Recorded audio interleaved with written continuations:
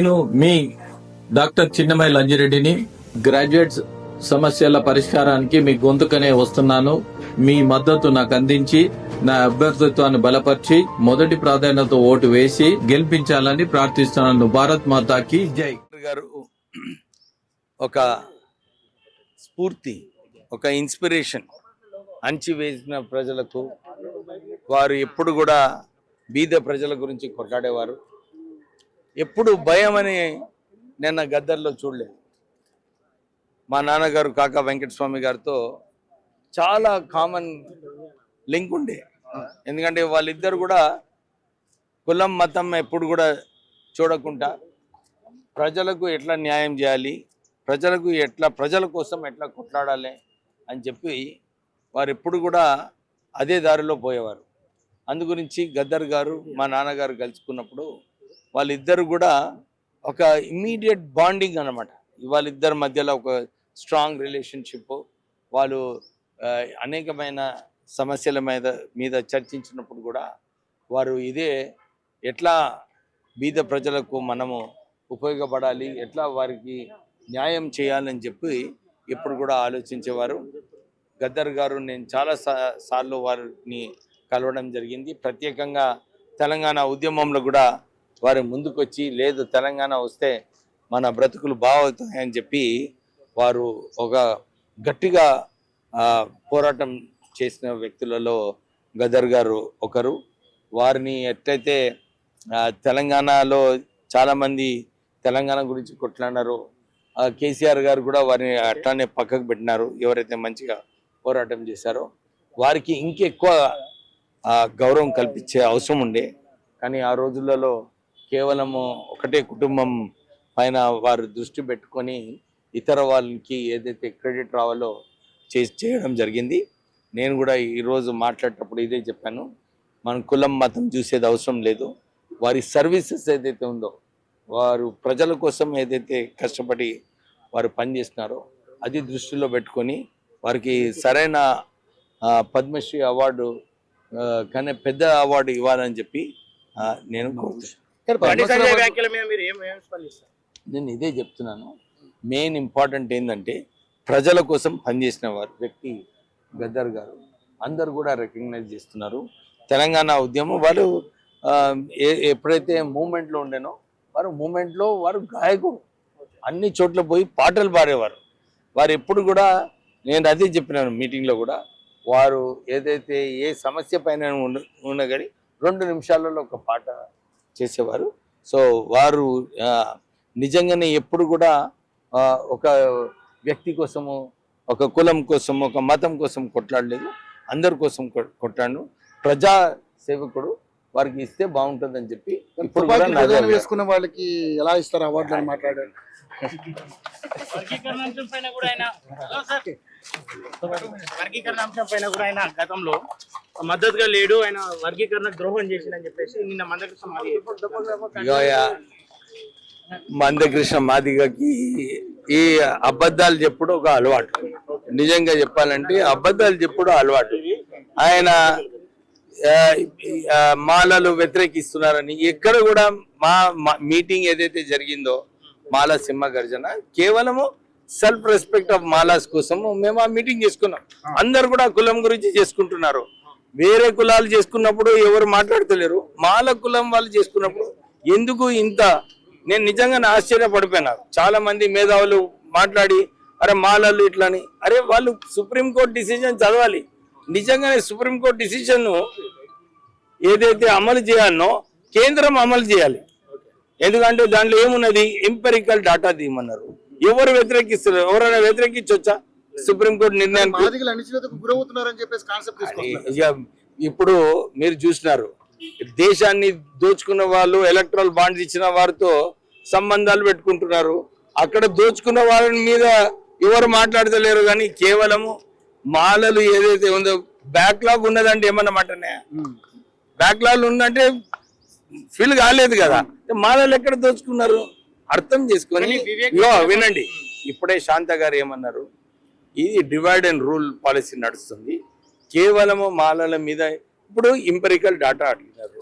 ఆ డేటా ప్రకారంగా supreme court decision ఏదైతే ఉన్నదో ఎవరు వ్యతిరేకించలేదు. ఇది ఒక పొలిటికల్ డ్రామా, అర్థం చేసుకోవాలి. ఇది వన్ మినిట్, అరే నేను చెప్పని 1 మినిట్ వెయిట్. చెప్పండి మీరు చెప్పింది మేము వినాలా, మేము చెప్పింది మీరు వినాలా? సుప్రీంకోర్టు డిసిషన్ ని ఎవరు వ్యతిరేకిస్తలేరు. అమలు చేసేవారు ఎవరు? కేంద్రం చేయాలి, రాష్ట్రాలు చేయాలి. రాష్ట్రాలు చేసుకోవచ్చని చెప్పినారు. ఉద్యోగాలు ఎక్కువ ఉన్నాయి, సెంట్రల్లో ఉన్నాయి, స్టేట్లో ఉన్నాయి. అదే మోడీ గారు ఆల్రెడీ అనౌన్స్ చేస్తున్నారు. ఇది బీజేపీ ఎజెండా ఉంది. బీజేపీ ఎజెండాని కూడా వీళ్ళు కూడా గుర్తించాలి. కాంగ్రెస్ వాళ్ళు కొందరు చెప్తున్నారు, నేను ఇదే అప్పీల్ చేస్తున్నాను, ఈ ట్రాప్ లో పోవద్దు. ఇది ఒక రాజకీయం. ఇదైతే చర్చ జరుగుతుందో ఇది ఒక రాజకీయం. ఎవరి మేధావులు సుప్రీంకోర్టు డిసిజన్ చదివినరా? చదివితే దాని గురించి మాట్లాడాలి. ఏముంది, దీన్ని ఎట్లా ఇంప్లిమెంట్ చేయాలి అని చెప్పి మాట్లాడుకుంటే బాగుంటుంది. నేను అదే చెప్తున్నాను, ఏమి క్లియర్గా ఉన్నాను. సుప్రీంకోర్టు డిసిషన్ ఏదైతే ఇచ్చిందో, సెంట్రల్ గవర్నమెంట్ జాబ్స్ ఉన్నాయి, స్టేట్ గవర్నమెంట్ జాబ్స్ ఉన్నాయి. మోడీ గారు ఆల్రెడీ మాట ఇచ్చినారు, నేను పరేడ్ గ్రౌండ్ లో అందరు కలుసుకొని వాళ్ళిద్దరు కలుసుకొని నా తమ్ముడు అని చెప్పి ఆయన మాట ఇచ్చినాడు. దాన్ని ఎంతసేపు అయ్యా పార్లమెంట్ సెషన్ లో ఉన్నది, పోయి కాలు మొక్కి పెద్దన్న కాలు మొక్కితే 2 నిమిషాలు అయిపోయే పని. దాని ప్రకారంగా చేసుకోవాలి, కానీ ఉట్టినే మాలను తిట్టడం అది సరైన పద్ధతి కాదు. నేను ఇప్పుడు కూడా చెప్తున్నా, నేను మొన్న పొద్దున్న ఒక ఇంటర్వ్యూ ఇచ్చినప్పుడు నేను ఇదే చెప్పినాను. మా నాన్నగారు ఒక విషయం చెప్పినారు, అది ఇంపార్టెంట్ విషయం ఇక్కడ చెప్పడానికి. ఏమన్నారంటే, చాలా మంది వాళ్ళని తిట్టినప్పుడు కూడా వారు ఇదే చెప్పేవారు, అరే వారు పాపం చిన్న వ్యక్తి, నన్ను తిట్టి ఏదన్నా 10 వస్తే రానియండి, దళితుల వ్యతిరేకంగా ఏమి మాట్లాడను, నేను ఎవరి వ్యతిరేకంగా నేను మాట్లాడా. ఎవరైనా నా మీద మాట్లాడి ఉట్టిన నన్ను విమర్శించి వాళ్ళు పెద్దగైతే కానివ్వండి, దళితుడే ముందుకు పోతాడు. ఎందుకంటే దళితుల సమస్యలు చాలా ఉన్నాయి. ఈ సమస్యలు కొట్లాడాలంటే అందరు కలిసి కొట్లాడినప్పుడే, ఎందుకంటే ఆర్థికంగా ముందుకు రావాలి. చాలా మందికి సబ్సిడీలు రావటం లేదు, చాలా మందికి ఇప్పుడు కూడా కుల వివక్ష ఉంది, దాన్ని కొట్లాడేది అవసరం ఉన్నది. అందరు కలిసినప్పుడే మనం కుల వివక్ష కొట్లాడొచ్చు. ఈ రాజకీయం వదులుకోవాలి. ఎందుకంటే సుప్రీంకోర్టు నిర్ణయం ఇచ్చింది ఆల్రెడీ, దాన్ని ఇంప్లిమెంట్ చేయాలి. దాన్ని ఎట్లా పద్ధతి ప్రకారంగా ఇంప్లిమెంట్ చేస్తారో స్టేట్ గవర్నమెంట్, సెంట్రల్ గవర్నమెంట్ వాళ్ళిద్దరు చేతులు ఉంది, వాళ్ళు ఇంప్లిమెంట్ చేసుకోవాలి. మాకి మేము గోయా మాల సింహ గర్జన ఏముండే, మాలల ఆత్మ గౌరవము, సెల్ఫ్ రెస్పెక్ట్. మేము అక్కడ కూడా మా మీటింగ్ లో ఏమన్నారు, అన్నదమ్ములని అన్నారు. మేము ఎవరు వ్యతిరేకంగా ఏమన్నా విమర్శించినామా?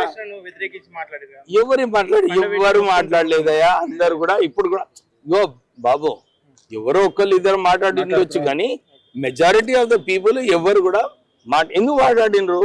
వాళ్ళని తిడుతున్నారు, మాలను రోజు తిడుతున్నారు అని చెప్పి ఆవేదన ఉంటుంది కొందరికి. కానీ జనరలీ ఎవరు కూడా ఇప్పుడు కూడా ఏ మీటింగ్ లో కూడా మేము మొత్తం తెలంగాణలో అన్ని డిస్ట్రిక్ట్స్ తిరగడం జరిగింది. ఎక్కడన్నా మాట్లాడినామా? మీరు చెప్పండి. నిజంగా వ్యతిరేకిస్తుంటే మీరే ప్రెస్ వాళ్ళు.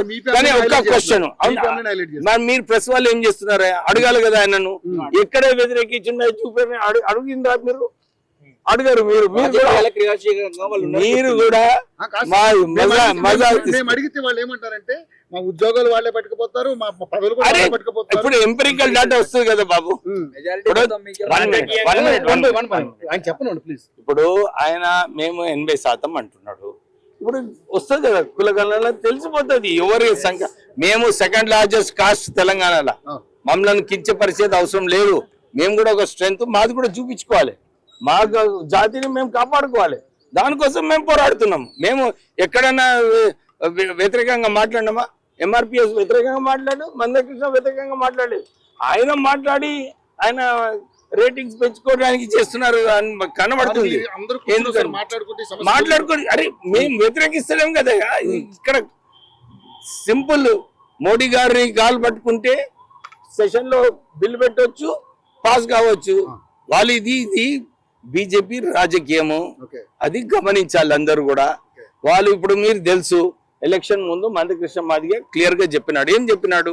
మీరు ఏ పార్టీ ఉన్నా గానీ భారతీయ జనతా పార్టీకి ఓటేయమన్నారు ఆయన. ఇది రాజకీయం, దట్ ఈస్ ద పాయింట్. ఇది రాజకీయంలో కొందరు మేధావులను సరిగా వాళ్ళు జడ్జిమెంట్ కూడా చదువుకోలేదు. ఆశ్చర్యమైన విషయం, వచ్చి ఏబిసిడి మాట్లాడుతున్నారు. ఇప్పుడు ఏబిసిడి ఇక్కడ ఆంధ్రలో ఉన్నప్పుడు ఏబిసిడి ఉండే, ఆది ఆంధ్రాలో ఉండే రెల్లీలు ఉండే, ఇక్కడ తెలంగాణలో లేరు. అదే ఎట్లా అవుతుందా? వాళ్ళు చదవాలి. జడ్జిమెంట్లో క్లియర్గా ఉంది ఎవరు ఏమి ఉద్యోగాలు తీసుకున్నారు, ఏమి బెనిఫిషియరీస్ ఉన్నారు. మీరు మొన్న దళిత బంధు తీసుకోండి, తెలంగాణలో మొత్తము దళిత బంధులు ఒక సామాజిక వర్గానికి రావడం జరిగింది. ఈ ఎంపిరికల్ డేటా అంటే ఇదే. ఎవరు ఉద్యోగాలు ఫాల్స్ ఉట్టని చెప్పడంలో అవుతుందా? ఏదైతే వస్తుందో ఇవన్నీ కూడా అనలైజ్ చేసి దాని ప్రకారంగా సుప్రీంకోర్టు డిసిజన్ అమలు చేయమంటున్నాము. సెంట్రల్ గవర్నమెంట్ లో కూడా అవసరం కదా, దాంట్లో నెగ్లెక్ట్ కూడా చేయదు కదా.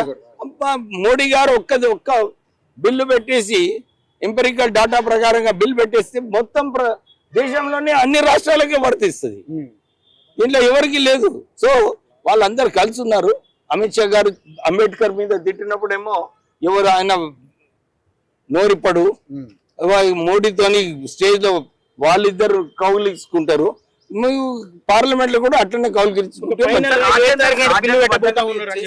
ఇప్పుడు మీరు అన్నారు లాస్ట్ టైం 1 minute 2009 లో 2014 లో వివేక్ దీన్ని వ్యతిరేకించిన బిల్లే పెట్టలేదు. నేను చాలా సార్లు చెప్పిన, నేను ఎక్కడైనా ఈ బిల్లు వ్యతిరేకంగా ఏమైనా చర్యలు తీసుకుంటే నేను రాజకీయాల నుంచి తప్పుకుంటా. రాజ్యాంగబద్ధంగా మా రెజల్యూషన్ ఏమన్నది, ఆలసింహ గర్జనల పాపులేషన్ వైజ్ మీరు రిజర్వేషన్స్ పెట్టండి, దాని ప్రకారంగా ఏం చేయాలో రాజ్యాంగాన్ని చేయండి అని చెప్పి మా రెజల్యూషన్ ఉన్నది.